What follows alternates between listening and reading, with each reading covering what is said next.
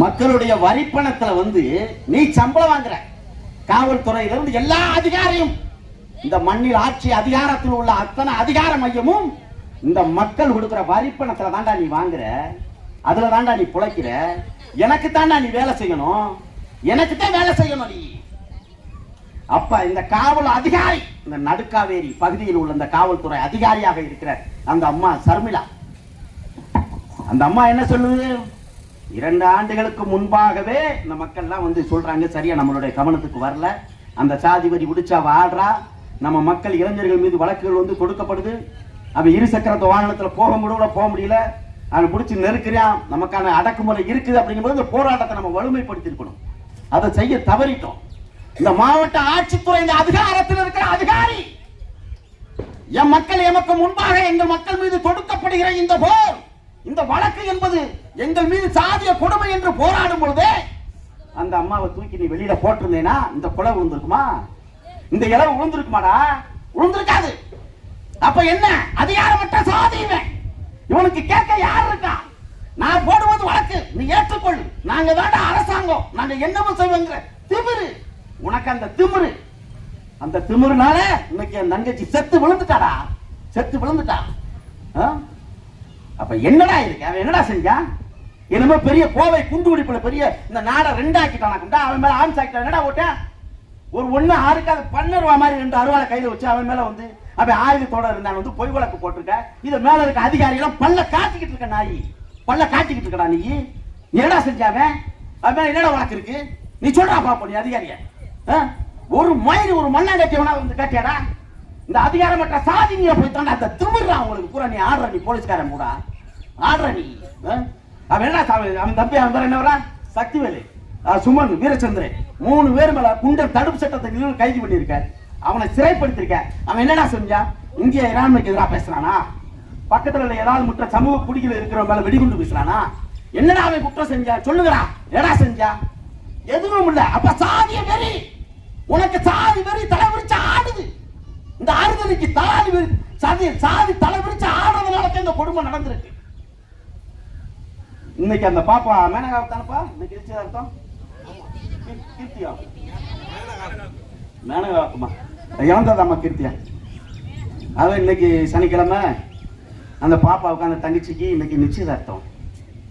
அந்த நிச்சயதார்த்தம் அந்த அந்த 2 தங்கச்சிகளுக்கு என்ன நோக்கம் இருந்திருக்கு? ஒரு தனி மனிதனுக்கு எல்லாருக்கும் ஒரு கனவு இருக்கு, ஒரு கனவு இருக்கு. இந்த இளவு வந்து தயவு செஞ்சு சொல்றது கேளுங்க. எல்லாருமே என் தம்பி, அண்ணன், சின்னாத்தா, பெரியாத்தா பார்க்கணும்.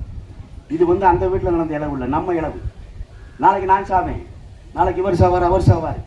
இவன் அரசாங்கம் உன்னை கொண்டுகிட்டு தான் இருப்பேன். ஏன்னா உனக்கு அதிகாரம் கிடையாது, உனக்கு கேட்க நாதி கிடையாது. புரியுதா? அவன் போடுறதே வழக்கு, அவன் எடுக்கிறதே சிறை. அவன் மேல 2 அருவாளோ 2 பழைய அருவாளை கொடுத்து உள்ள தள்ளினால வேறாவது நம்ம கேட்க முடிஞ்சா இந்த நாய்களுக்கு? அப்ப என்ன அதிகாரமற்ற சாதி? ஓட்டு கேட்கும் போது தான் வருவான். யாரு? இந்த உதயசூரியன் போடுறான். அப்ப என்ன செய்யணும் தெரியுமா? நல்ல கக்கூசுல தேயாத கட்ட விளக்கமாத்த எடுத்து சாணியை முக்கி வாடா மாப்பிளன்னு வச்சு உச்சம் தலையிலே அடிக்கணும். என்னடா செத்து விழுகிறாடா, என் தங்கச்சி 2 தங்கச்சியும் செத்தாலடா, நீ ஏன்டா வர்றன்னு கேட்கணும். நீங்க புரிஞ்சுக்கிட்டா? அவன் முரசலி இங்க இருந்து ஒரு 7 கிலோமீட்டர், அவன் சந்திரசேகரி இங்க இருந்து ஒரு 6 கிலோமீட்டர். இந்த நாய் 5 தடவை 6 முறை வந்து சட்டமன்ற உறுப்பினராக இருக்கக்கூடிய இந்த நாய் இந்த இடத்துல வந்திருக்கணுமா வேணாமா? அப்ப காரணம் என்ன? குற்றம் பூரா உங்க மேலதான் இருக்கு, குற்றம் பூரா உங்க மேல இருக்கு. புரிஞ்சுட்டீங்களா? அங்க இருக்கிற பூரா கம்யூனிஸ்ட். இவன் கம்யூனிஸ்ட் எங்கெல்லாம் ஒடுக்குமுறை இருக்கிறதோ அங்கெல்லாம் என் முன்னே கால்களே நிற்கும். சேகுவாரம் கம்யூனிஸ்டுக்காரன் வந்தானா? திராவிட முன்னேற்ற கழகத்தை சேர்ந்தவங்க இங்க வந்து நின்றானா? என்னடா கம்யூனிஸ்ட்? கம்யூனிஸ்ட் செத்து சுடுகாடு போய் பல 100 ஆண்டுகள் ஆயிடுச்சு. அந்த மண்ணுல பல 100 ஆண்டுகள் ஆயிடுச்சு. அவன் தினேஷ் வழக்கு பதிவு செய்து அந்த காவல்துறை அதிகாரி சரும்புல அவனை சிறைப்படுத்துற. என் தங்கச்சி 2 பேரும் போய் நேற்று வந்த உடனே என் தம்பிகிட்ட போனேன். தம்பி, நம்ம போறதுக்கு முன்னாடியே வந்து நம்ம அரசு மருத்துவமனை போயிட்டு வந்துடுவோம், ஏன்னா அந்த பாப்பாட்ட நம்ம பேசணும். அப்படிங்கும்போது அந்த மேனகா வந்து அந்த பாப்பா படுத்துருக்கு, கீர்த்திகா இறந்துருச்சு. அது போன உடனே என் தம்பி நானும் மனோ எல்லாம் போய் பார்ப்போம், என்னவாப்பா நினைச்சுன்னு. அது பாப்பா தன்னுடைய அக்காவா தங்கச்சி, அதுக்கு கீர்த்திகா அது சேர்த்தது கூட தெரியாது உங்களுக்கு. அது பாவத்துக்கு நம்மளும் உளறிடக்கூடாது. அப்படின்னா நானும் எங்கள் அக்காவும் போனோம்னே. அப்போ அந்த அம்மா வந்து எங்கள் அண்ணன் மேலே என்னென்ன வழக்கு, எங்கள் அண்ணன் மேலே என்ன வழக்கு இருக்குது, எங்களுக்கு நிச்சயதார்த்தம் இருக்குது, எங்கள் அண்ணனை விடுங்கன்னு கேட்டோம். அதுக்கு அந்த அம்மா சொல்லிச்சு, ஒன்னே ஒரு ரவுடி பைய, சல்லி பைய, கொலகாரன், அவனுக்கு தங்கச்சியா இருந்து நீ என்ன மனமேடையிலவோ என்ன நீ பெருசா சாதிச்சிட போற? உனக்கு நிச்சயார்த்தம் பண்ணி என்ன பெருசா வந்து வாழ்ந்து நொட்டிட போற? அவனுக்கெல்லாம் தங்கச்சியா இருக்க, உனக்கெல்லாம் அருகதை இருக்கா? எடி முண்டை அப்படின்னு தலைமுடியை பிடிச்சி அந்த அம்மா இழுத்துட்டு போய் வெளியில விட்டுருக்கா. உள்ள போறியா? ஒன்னையில என்னது விபச்சார வழக்கில் போடுவாங்க. விபச்சார வழக்கு இதெல்லாம் இந்த இருக்கு. இந்த உளவு பிரிவு, இந்த காவல்துறை, நீங்க எதாவது புழுகி அந்த பாப்பாவை கீர்த்தியாக கொண்டு வந்து நாங்க அப்படியே தோண்டிட்டு பிதைச்சிருவோம் மட்டும் நினைக்காத. செத்தது நிமிடம் உயிர் திறந்து வரப்போவதல்ல. மீண்டும் வருமா உயிர் திறந்து? இல்ல. செத்தது செத்ததுதான், கொண்டது கொண்டதுதான், இளவு இளவுதான். ஆனால் அந்த உடலை வந்து நாங்க வாங்கி பிதைச்சிருவோம் மட்டும் வைக்காத. உன் காவல்துறை இருக்கடா, தென் மாவட்டங்கள் இருக்கு, தேனி, திண்டுக்கல், மதுரை, ராமநாதபுரம், இல்ல காவல்துறை ஒருத்தர் கள்ள கொண்டு ஏறிட்டு பாப்பா. எத்தனை பேர் படையெடுத்து வராமல், எத்தனை பேர் காலை ஒடிக்கிறான், எத்தனை வழக்கு, என் தாய்மார்கள் எத்தனை பேர் வந்து சிறைப்படுத்தப்பட்டார்கள். இது வரலாறு. உன் காவல்துறைக்கு ஒரு நீதி, எனக்கு ஒரு நீதியாடா? உனக்கு வந்தா ரத்தம், எங்களுக்கு வந்தா தக்காளி சட்னியாடா? அப்படி என்னடா நடந்துச்சு அந்த இடத்துல? என்ன நடந்துச்சு? தன்னுடைய அண்ணனுக்கு நீதி வேண்டும் என்று காவல்துறையிடம் மண்டியிட்ட பொழுது அவள் மருந்தை கொடுத்து சாவுற அளவுக்கு என்னடா பேச அந்த அம்மா? என்ன பேசிச்சு? ஓ, ஏன் இருக்கிற காவல்துறைக்கு தெரியாதா? உளவு புரிவாதெல்லாம் சொல்லுவாப்ப நீ. அப்ப சாகுற அளவுக்கு என்னடா பேசுறீங்க நீங்க? காவல்துறை நீ என்ன பேசுற? சொல்லுவாப்ப நீ. இந்த மனித மீறல், இது போன்ற கொடுமை எங்கடா நடந்துச்சு? எங்க நடந்துச்சு? இளமெடுந்த குடி அரசு அதிகாரத்தில் வந்த காலத்திலிருந்து கொலவை நெஞ்சிறுதி கொண்டு நெருப்பு நதியை நீந்தி என்னுடைய ரத்தம் இந்த மண்ணில் அறுக்கப்படவில்லை, இந்த பூமியில் விதைக்கப்பட்டுள்ளது என்று செத்து விழுந்தானே ஐயா இமானுவேல் சேகரன், உரிமைக்காக போராடி அந்த போராளி, அவனும் இந்த அரசு விடுதலை அடைந்த பிறகு இந்த விழுந்த வரலாறும் இந்த மண்ணில் தான். இந்த மண்ணில் தான். இதே தஞ்சை தரணி தமிழகத்தின் நெற்களஞ்சியும், நெல்லுக்கும் தமிழ் சொல்லுக்கும் சொந்தக்காரன், ஏறு கொண்டு ஏறு ஓட்டிய உழவர்கள் தஞ்சை தரணி, கால்புடி நெல் உயர்வுக்காக போராடிய இதே தேவேந்திர குல வேளாளர் சமூகத்தை 44 பேர்களை 1968 இந்த குடிசை வீட்டில் போட்டி தப்பி ஓடிய சின்ன குழந்தை கூட தப்பிக்க கூடாது என்பதற்காக மறுபடியும் நெருப்புல ஓட்ட கொண்ட கொடுமை இந்த மண்டலம் தாண்டா நடந்துச்சு. இந்த மண்டலத்தில் நடந்துச்சு. 1979 பாராளுமன்ற உறுப்பினர் ஆண்மகன், கம்யூனிஸ்ட சித்தாந்தத்தில் வென்றெடுத்த பெருமகன், மார்க்சிய போராளி, ஒரு கம்யூனிஸ்டிய போராளி இந்த மண்ணில் முருகையன் வெட்டி படுகொலை செய்யப்பட்ட கொடுமையும் இந்த மண்ணில் தானப்பா நடந்தது. நாடாளுமன்ற உறுப்பினர் என் அன்பிற்குரிய உறவுகளே, நாடாளுமன்ற உறுப்பினர், அந்த நாடாளுமன்ற உறுப்பினர் நடு ரோட்டில் எளிய மக்களுக்காக அவர்களுடைய உரிமையை மீட்டெடுப்பதற்காக அவன் போராடிய ஒரே காரணத்திற்காக அவனை வெட்டி வீழ்த்தியது இந்த மண்ணில் தாண்டா நடந்துச்சு. அந்த கொடுமை இந்த மண்ணில் தான் நடந்துச்சு. உஞ்சனை கலவரம் 80ல 1980, 81, 82 ராமநாதபுரம் மாவட்ட கலவரம், 83, 84 புளியங்குடி ஐயாபுரம் கலவரம், 89 போடி தேவாரம் கலவரம், 90களில் தென் தமிழகம் தேனி, திண்டுக்கல், மதுரை, ராமநாதபுரம் கலவரம், ஒரு பட்டியல் சமூகத்தில் உள்ள தேவேந்திர குல வேளாளர் சாதியை சார்ந்த அவன் காரை வீடு கட்டினதற்காக 95 சசிகலா தலைமையில் உள்ள கொடிய குலத்தை அடித்து சூறையாடிய கொடுமையும் இந்த மண்ணில் தான் நடந்தது. இந்த மண்ணில் தான் நடந்தது. கூலி உயர்வுக்காக அந்த பொருணையாற்றில் அவன் போராடிய பொழுது இதே கருணாநிதி அரசால் 17 பேர்களை மாட்டை அடித்தது போல அடிச்சு படுகொலை செய்யவும் இந்த திராவிட கட்சிகள் அதிகாரத்தில் இருந்த காரணத்தினால் அந்த பொருணையாற்றில் 17 தாலிகளை அறுத்தது இந்த மண்ணில் தான் நடந்தது. அன்புக்குரிய உறவுகளை, இங்கதான் நடந்தது. துறையூர் துப்பாக்கி சூடு, வத்தலக்குண்டு துப்பாக்கி சூடு, கண்டமனூர் துப்பாக்கி சூடு, பரமக்குடி துப்பாக்கி சூடு, எத்தனை இளவுடா இந்த அரை நூற்றாண்டு காலத்தில் 1947 பிறகு இந்த நிலையில் வரை என் தாய்மார்கள், என் சின்னாத்தாலும் பெரியாத்தாலும் தாலி அறுத்து மூளையா இருப்பதும் இந்த தேவேந்திர குல வேளாளர் சமுதாயத்தில் தானே நடக்குது. இங்கதான் நடக்குது.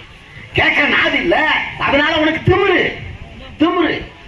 நான் அடிப்போம், அடிச்சு கொள்ளுவோம், என்னனாலும் பண்ணு, நீ போராடு, ஆனால் வெற்றி நமக்கு. இதைத்தானே நீ சொல்ற, இதைத்தானே நீ சொல்ற. அந்த தங்கச்சி கீர்த்திகாவோட ஆத்மா அந்த மண்ணில் இன்னும் வந்து நம்மளை சுத்திதான் நிக்குது. அவளுக்கான அந்த கீர்த்திகாவுக்கான அந்த ஆசை அபிலாசைகள் எண்ணற்ற அளவு இருக்குது. அவள் இன்னைக்கு பிணக்கூறாய்வு மையத்தில் இன்னைக்கு பிணமா கிடக்குறா. என் அன்புக்குரிய உறவுகளே, நாளைக்கு இது போன்று வந்து நம் தம்பிகளும் அண்ணன்களும் பொய் வழக்கு போடுவான். அதனால வந்து எல்லாம் நமக்கு வந்தா அவனுக்கு என்ன, அவனுக்கு வந்தா நமக்கு என்ன, இவனுக்கு வந்தா இவனுக்கு என்ன அப்படின்னு எல்லாரும் நீங்க கடந்து போகக்கூடாது. என் அன்புக்குரிய உறவுகளே, போகக்கூடாது. செத்து விழுந்தது என் தங்கச்சி, அதற்கு காரணமாக இருந்தது சர்மிளா. அந்த காவல் ஆய்வாளர் ஒருமையில் தலைக்குறைவாக பேசியதனுடைய விளைவு மன உளைச்சலாகி இந்த மண்ணில் நாம் செத்து போவோம் என்று செத்து விழுந்தது கீர்த்திகா. இன்னும் சாகாம ஒண்ணு இருக்கு, அது எப்படா சாவுன்னு பார்த்தாம இருக்கும் இந்த காவல்துறை ஊரா. அது போயிடுச்சுன்னா ஒரே சொல்லியா முடிச்சு 2 மணி ஓட்டு மூடிட்டு போயிடுவோம் அப்படின்னு. ஒருபோதும் நடக்காதா, ஒருபோதும் நடக்காது. நீ ஒருமையில் பேசி அவருடைய சாவுக்கு காரணமாக இருந்த அந்த ஆய்வாளர் கீர்த்திகா அவர்களை நீ சிறைப்படுத்து, வழக்கு பதிவு செய்ய. எத்தனை பொய் வழக்கு போறடா. அப்ப உன் காவல்துறையில இருந்தா, காக்கி சட்டை போட்டிருந்தா நீ என்னனாலும் செய்வ. நீ கொலை செய்வ, மூடி மறப்ப. பொய் வழக்கு போடுவ, மூடி மறப்ப. எங்களால இறங்கி அடிப்ப, அதுவும் மூடி மறப்ப. இங்க எவனும் ஒரு பல்ல இருசக்கர வாகனம் கூட வரக்கூடாது, அதுக்கு ஒரு வழக்கு. எல்லாம் இங்க சாதி வெறி உச்சத்துல தலை விரிச்சு ஆடுது. அதனால வந்து இதை நாங்க அவ்வளவு சீக்கிரமா நாங்க கடந்து போயிருவோம். இந்த இடத்துல வந்து நீங்க சாதிச்சிடலாம் மட்டும் நினைக்காத. என் அன்புக்குரிய காவல்துறை அதிகாரிகள், உங்களுடைய நடுக்காவேரி காவல்துறையில் இருக்கக்கூடிய அந்த அதிகாரியா இருக்கக்கூடிய சர்மிளா அவர்களை உடனே வந்து நீங்கள் சிறைப்படுத்தி வழக்கு பதிவு செய்ய வேண்டும். வழக்கு பதிவு செய்தால்தான், அவரை சிறைப்படுத்தினால்தான் கீர்த்திகா அவருடைய உடலை வாங்கி நாங்கள் நல்லடக்கம் செய்வோம். அதற்கு முன்பாக நீ எடுக்கிற எச்ச காசு, இந்த வேலை வாய்ப்பு, உனக்கு இந்த அது செய்கிறேன், இந்த இது வாங்கி தரேன், இது ஒருபோதும் ஒரு நாளும் நடக்காது. எழுதி வச்சுக்கோ. 800 ஆண்டு காலத்திற்கு மேலான இந்த போராட்டம், இந்த மக்களுடைய வாழ்வியலில் அரசு அதிகாரம், இந்த அரசு பயங்கரவாதம், இந்த அரசு பயங்கரவாதத்தால் எங்களை ஒடுக்குவோம் என்றால் அந்த ஒடுக்குமுறை எங்கள் மயிருக்கு சமம்டா. எங்க மயிருக்கு சமம் உன் ஒடுக்குமுறை. எழுதி வச்சுக்கோ. அதனால என் நண்பருக்குரிய உறவுகள், உற்றார் உறவினர்கள், நம்மளுடைய சொந்த பந்தம் எல்லாரும் வர சொல்லுங்க. இந்த கூட்டம் பத்தாது, இருக்கிற 10,000 பேர் கூட நம்ம கூட்டினாத்தான். இது போக வந்து இன்னைக்கு நம்ம தமிழகத்தில் உள்ள அத்தனை அமைப்புகளுடைய தலைவர்கள்ட்ட நம்ம பேசுவோம். நாளை எல்லா தலைவர்களும் இந்த இடத்துக்கு வர வைப்போம். ஏன்னா வந்து இது சாதாரண கொலை இல்லை, இது அரங்கேற்றப்பட்ட பயங்கர படுகொலை.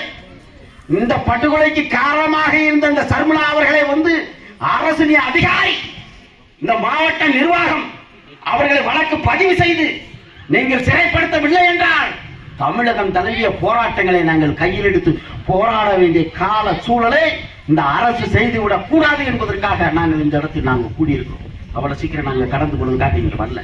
புரிஞ்சுக்கியா? முழுக்க சாதி வெறியனுடைய உச்சம், அதிகார திமிரு, ஆணவத்தினுடைய உச்சம் 2 ஆண்டு காலத்திற்கு மேலாக இந்த மண்ணில் நடந்து கொண்டிருக்கிறது. 2 ஆண்டு காலத்திற்கு முன்பாக நம்முடைய உறவுகள், இந்த அம்மையார் சர்மிளா அவர்கள் சாதிய உச்சத்தினுடைய ஆட்டமாக ஆடுகிறார், எங்களுடைய மக்கள் மீது வீண் வழக்குகள் போடப்படுகிறது என்று சொன்ன பொழுது இந்த மாவட்ட நிர்வாகம் கவனம் கூர்ந்து அதற்கான முடிவுகளை கையில் எடுத்திருந்தால் இந்த இழவு விழுந்திருக்காது. அப்ப அதிகாரத்தில் உள்ளவன் என்ன வேலைனாலும் செய்யலாம்,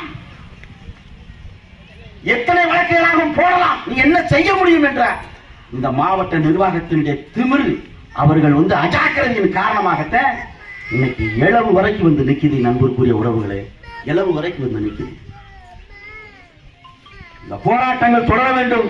என் அன்புக்குரிய உறவுகள், என் அண்ணன் தம்பிகள் மாவட்ட நிர்வாகத்திடம் வந்து பேச்சுவார்த்தைக்கு போயிருக்கிறாங்க. நீ என்னாலும் பேசிட்டு வரட்டும். ஆனா அந்த அம்மாவை சர்மிளாவை வந்து நம்ம சிறைப்படுத்தாம கீர்த்திகாவோட உடலை நம்ம வாங்கக்கூடாது. தொடர்ந்து பேசுவோம், மீண்டும் பேசுவோம்.